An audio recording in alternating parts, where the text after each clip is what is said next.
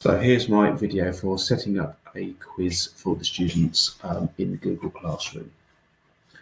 So we're already in the class that we want to set the quiz for, and we're already in the classwork, just the same way as you would start an assignment. So we'll start the same way. We're going to start by create, and this time instead of picking assignment, which is what you're used to doing, we're going to pick a quiz assignment. So first it comes up, as usual, you need to give it a title. And I'm just going to call this a practice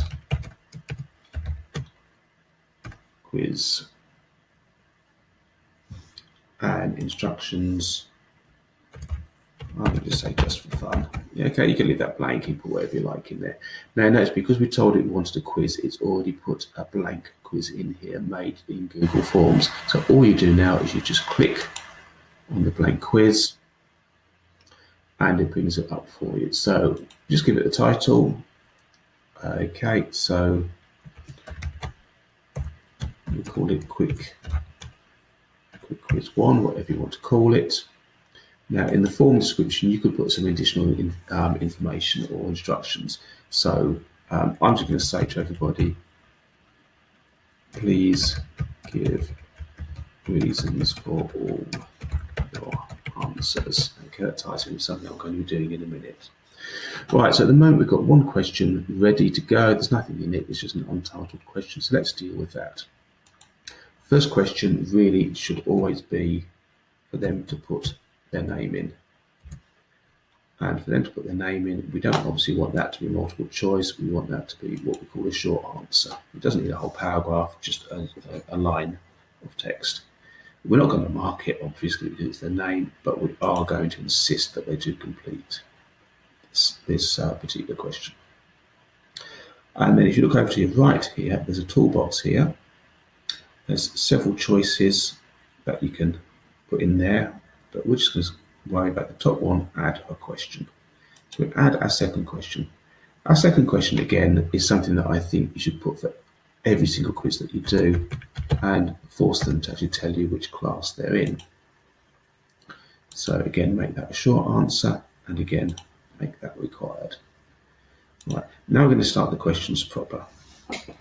So I'm going to be really imaginative here and call this question 1. I want this one to be a multiple choice question. So I can say the first choice is going to be the letter A. I'm going to go for A, B, C or D. And the clever thing about Google Forms is it's guessed that that's what I want to do. So I can just click add all and it will fill in the other options for me.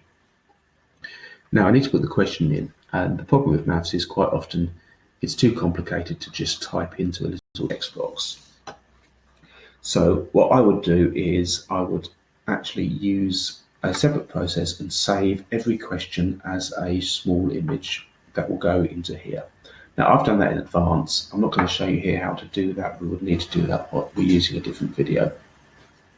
So I'm going to click on this little icon here, which is the insert picture icon, add an image, and you notice that it appears in several different places, but I want this to appear with the question, so I'm going to click here. So I click on that, and that takes me to a dialog box which allows me to choose where I'm going to get my image from. Now, most of the time you will have clipped these and saved them into your Google Drive. So go straight to Google Drive,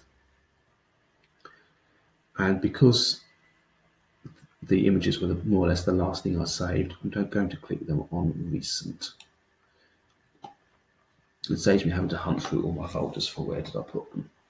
So here we go. Here are all the images of the various questions, and I can just pick one of these questions. Okay, so let's just pick one of these. Let's pick the equivalent fractions question. Now I can either click and then click on insert, or I can save time by just double clicking twice, and that will put it straight into the question.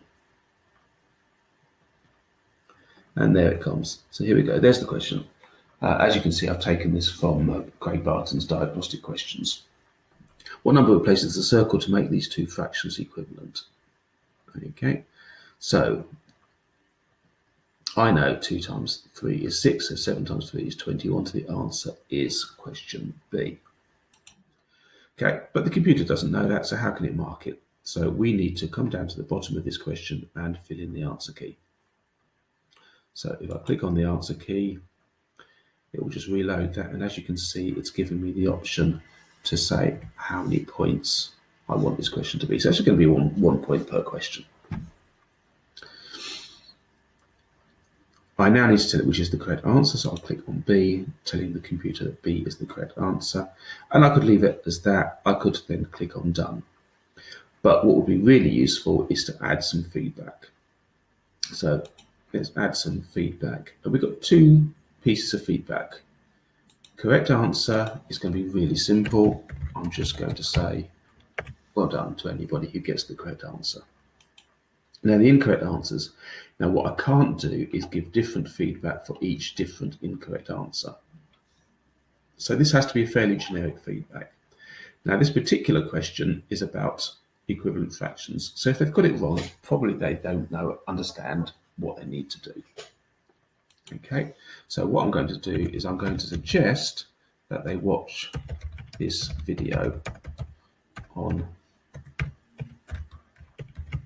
equivalent fractions. Okay, so I suggest they watch this video on equivalent fractions, and at the bottom here there is what looks like a YouTube icon, and in fact it does exactly what it does. It takes you to a YouTube search, and you can just quickly type in the search for your video. So I want to use a Corbett Maths video, so I'm going to type in Corbett Maths, and I want a video on equivalent fractions. So having done that, it's going to go away and search and find all the Corbett Maths videos. It's obviously put equivalent fractions at the top, but it's also picked up anything else that might be remotely useful to me. So I'm just going to pick the first one, equivalent fractions. And again, for speed, you can just double click it, or you could click it once and then click down on select. That's popped it in there. And now when I save it, you'll see at the bottom here, I've marked what the correct answer is. The feedback for correct answers is well done, and the feedback for incorrect answers is to watch this video, and it's embedded the video. So now I can click done. And that is that question done. Now, depending on what you want to do, you could just go on to put question 2, question 3, question 4, and so on.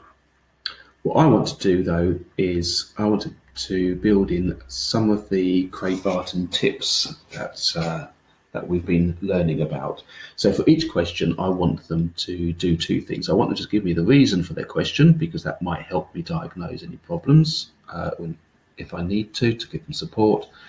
And I also want to get them to tell me how confident they are. Because this is based on the idea that if you force them to say how confident they are, and they're very, very confident, but then get it wrong, that creates something called the hypercorrection effect, which means they're more likely to remember the correct answer. So I'm going to add another question, and this is just a very short one at the bottom, and it's going to say, give reasons for your answer. Okay. Now, Google Forms again is really quite clever. It's analysed the words, and it's realised that I'm probably going to want a written answer, so it's changed the question type to paragraph. So there's room there for them to answer the question. I don't want to give it any marks. I'm not going to mark it. It's just purely for information. So I'm done with this one. So now I'm going to do the next question.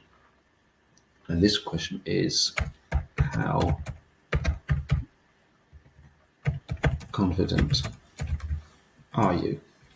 And again, Google Forms, very, very clever. It's analysed the words. It's realised I want to give them a scale of confidence, and it's suggested from 1 to 5. You can change that if you like. You can make it from 1 to 10 or whatever you would choose to do. I'm going to leave it as 1 to 5, and I'm going to say 1 stands for least confident, and 5 is most confident.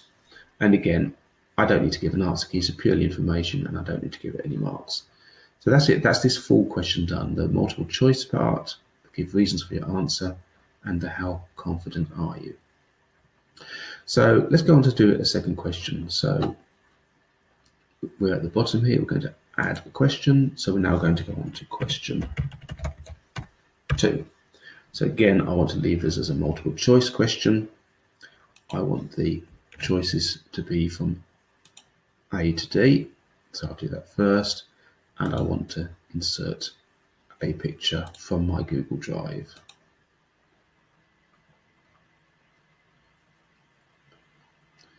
So let's pick a different one here. Let's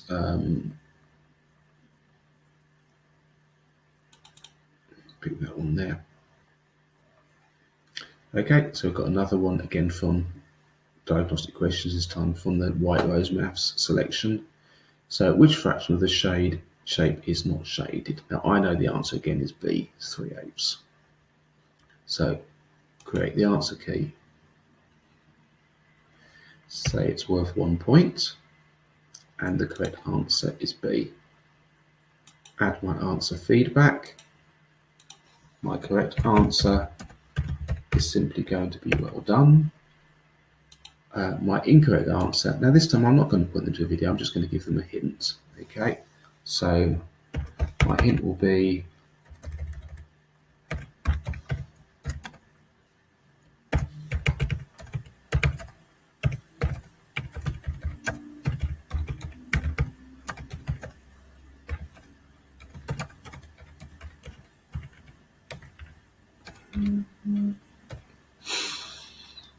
okay, 6 small triangles and 6 not coloured in. So I'm just going to give them a little text hint there, and I'm going to save that. So again, here you can see the 2 different types of feedback I've got, and I'm going to click on done. So I've got that question. Now I want to repeat these 2 questions, give reasons for your answers, and how confident are you.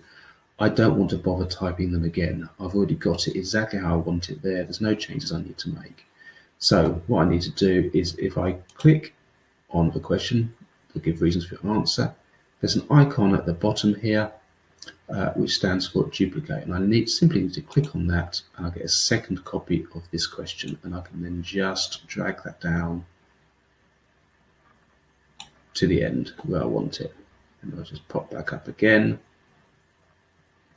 click on the how confident are you question, click on the duplicate icon, and just drag the question down to the bottom. So I've saved myself all that work. Those are already done. So I've now got a short 2-question quiz. I don't need to do any more with this, so I'm now going to go back to the actual assignment. Now, because this is in Google Drive, it's saving it as you're going along. You don't need to do anything. You just need to close that tab. Don't worry about that it says blank quiz there. It will change the name when you come out of this going back into it. So if you look at the right hand side here, we could assign it straight away if it was ready to go. This one's not finished, so you might be wanting to add more questions, so you can save it as a draft, and so you can just keep coming back to it until you're happy with it. And then once you're happy with it, you can assign it so it's immediately available, or you can schedule it to become available at a certain date. So for this one, I'm just going to save draft. So I'm going to click on save draft, and it's saved it as a draft. So there's one I did earlier with exactly the same name, just to confuse you all. Okay, I just confirm, if I went back into this practice quiz, you see it has actually now correctly named it as Quick Quiz 1. And just have a quick look, this is how the form will be presented to the students. Quick Quiz 1, give reasons for all your answers, name, class, first question, they can tick what they want, and so on. Okay, so let's just run through that. So what is my name? It's Mr. Legg. My class is staff. Question 1. Okay, well, I know the answer is B, but I'm going to deliberately get it wrong and say I think the answer is A. Okay. Give reasons for your answer. Now I might be the typical kid, say I just guessed. Yeah, but I could say something like it's in the 7 times table or something like that. How confident am I about this? Oh, I'm supremely confident. I'm really, really confident. Okay, someone didn't deliberately get this one right. Which fraction of the shape is not shaded? I know the answer is B. And I'm going to put something like 6/16